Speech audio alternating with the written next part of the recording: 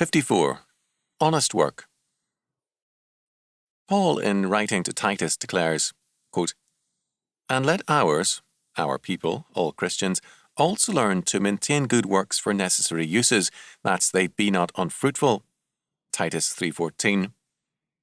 Our people, Paul says, must learn, as one commentator rendered it so ably, quote, "to practice honest trades," end quote, to do good work in their callings, to avoid being, quote-unquote, unfruitful or idlers.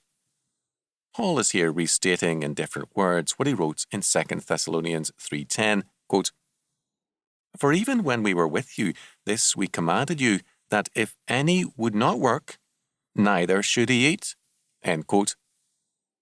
The early church took care of needy members, of widows and orphans, Acts 6:1-6, but it did not tolerate members who refused to work.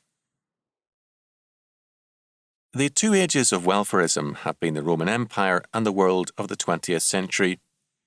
Paul does not comment on the ungodly. He does not expect virtue from them. He does, however, insist that Christians must be governed by God's law, and this means responsible work and living. Christians are to be workers, not idlers, and in their work they must manifest an honesty and responsibility that does credit to Christ's church and to themselves. To Paul, honest work was an important matter because it was and is important to God. In other words, dishonest work is offensive to God. Is he offended with you